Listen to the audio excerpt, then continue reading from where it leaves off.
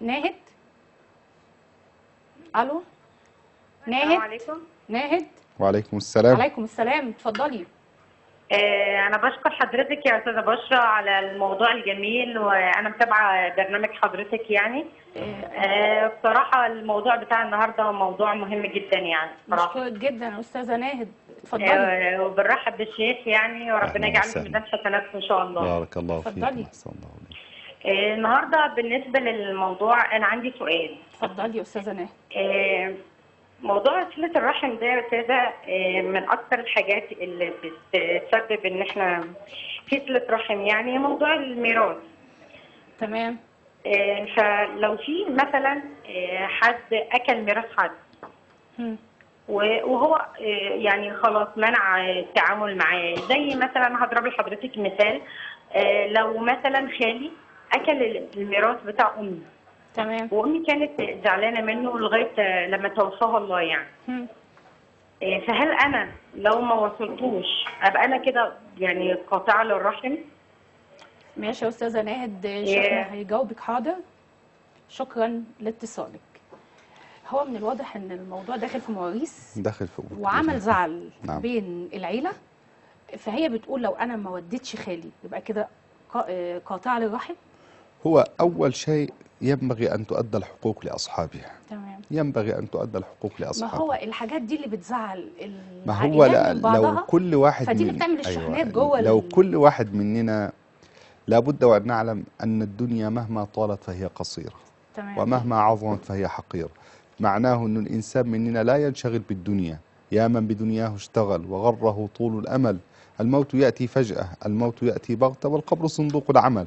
فالواحد مننا يعني مهما جمع من المال، مهما حصل من الأموال، وأخذ مال هذا وأخذ مال هذا، فلن يغني عنه من الله شيئا. إن الله يسأل عن الإبرة يوم القيامة. فرسالة إلى هذا الإنسان وإلى أمثاله، يعني أشخاص كثر، أقول لهم يعني سارعوا بأداء الحقوق، تخلصوا من هذه المظالم قبل أن لا يكون دينار ولا درهم. في الآخرة في الدنيا الواحد يستطيع أن يسترضي الإنسان الذي ظلمه. لو خد مال حد ولا غيره بيقدر أنه لو راح زود له في المال، المهم أن يسامحه، يسترضيه ولو بالمال. لكن في الآخرة النبي عليه الصلاة والسلام بين لنا وسأل، قال من المفلس؟ قال لهم أتدرون من المفلس؟ قالوا المفلس من لا دينار له ولا درهم، يعني معوش مال ونحو ذلك.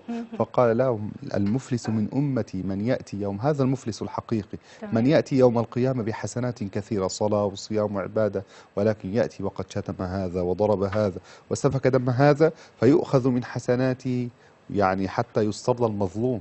فالإنسان ينبغي أن ينتبه. وبقول إنه في مسألة دايما بنقول إيه لما بنقول مثلا أحيانا في بيكون إنه أنا مثلا ما بتكلمش مع إنسان قريبي ونحو ذلك، أحيانا قد يكون هذا لسبب شرعي.